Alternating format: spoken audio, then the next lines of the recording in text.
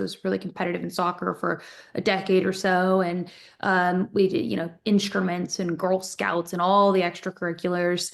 And then we had kind of, which is again more popular now, definitely became more popular during COVID. We had these kind of co-ops, these groups of different families that we'd get together with. And the model that we kind of used is we had, when we got a little bit older, we had, in primary years, these kind of functional experts that would teach us different things. We had like a science teacher and a writing and lit teacher and these different classes we'd go to. So it was pretty cool. So very different way of learning, but, in kind of reflection of that, and I've thought about this a lot over the last 10 years, I really did a lot of self-starting. So you'd wake up in Hmm. the morning and it wasn't, hey, the bell's ringing, go sit in your desk, you sit there all day. I mean, we had Hmm.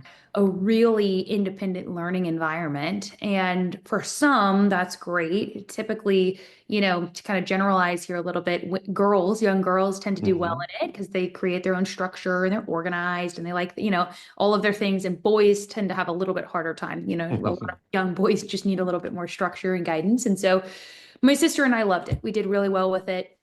My parents, I think, took a really great approach in that they always, had an option of a school, this private school that was local, a Christian school that they kind of had identified as aligned with their values. And so my brother ended up going there in sixth grade. We were asked the question, hey, do you want to go? And my sister and I both really liked being homeschooled. And so we said, no, we're fine. So it was very well rounded, but definitely entrepreneurial in the sense that Hmm. we were being raised in all day in a schoolroom, right, which was our Yeah. the first kind of family room in the house.